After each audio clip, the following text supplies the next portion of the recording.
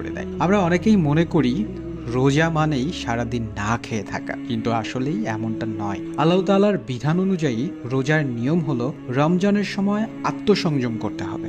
সূর্য উদয়ের পূর্ব মুহূর্ত থেকে শুরু করে সূর্যাস্ত পর্যন্ত কোনো প্রকার খাবার গ্রহণ না করে, অন্যের সাথে খারাপ ব্যবহার না করে, সারাদিন কোনো প্রকার অসৎ লেনদেন বা অসৎ কাজ না করে আপনাকে রোজা পালন করতে হবে।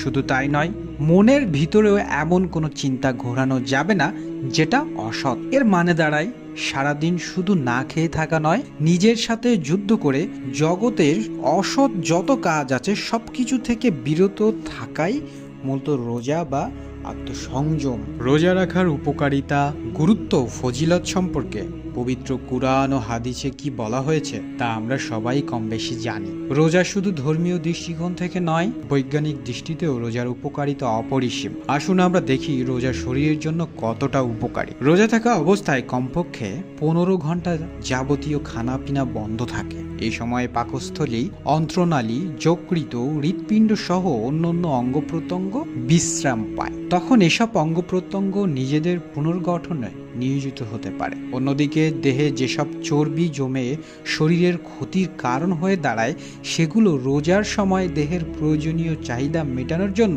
ছুটে যায়। স্বাস্থ্যবিজ্ঞানী তার সুপিরিয়র নিউট্রিশন গ্রন্থে ডাক্তার শেলটন বলেছেন, উপবাসকালে শরীরের মধ্যকার প্রোটিন, চর্বি, শর্করা জাতীয় পদার্থগুলো স্বয়ং পাচিত হয়, ফলে গুরুত্বপূর্ণ কোষগুলো পুষ্টি বিধান হয়। ডাক্তার আইজ্যাক জেনিংস বলেছেন, যারা আলস্য, গোলামির কারণে এবং অতিভোজনের কারণে নিজেদের সংরক্ষিত জীবনী শক্তিকে ভারাক্রান্ত করে ধীরে ধীরে আত্মহত্যার দিকে এগিয়ে যায়, রোজা তাদের এই বিপদ থেকে রক্ষা করে। ডাক্তারদের মতে রোজার ফলে মস্তিষ্কের সেরিবেলাম ও লিম্বিক সিস্টেমের উপর নিয়ন্ত্রণ বাড়ায়, কারণ মনের অশান্তি ও দুশ্চিন্তা দূর হয়, যা উচ্চ রক্তচাপের জন্য মঙ্গলজনক। বহুমূত্র রোগের প্রাথমিক পর্যায়ে রোজা খুব উপকারী। ডাক্তারি পরীক্ষায় দেখা গেছে একাধারে 15 দিন রোজা রাখলে বহুমূত্র রোগের অত্যন্ত উপকার হয়। কিডনি সমস্যায় আক্রান্ত রোগীরা রোজা রাখলে এই সমস্যা আরো বেড়ে যাবে, এই ভেবে তারা রোজা রাখতে চায় না।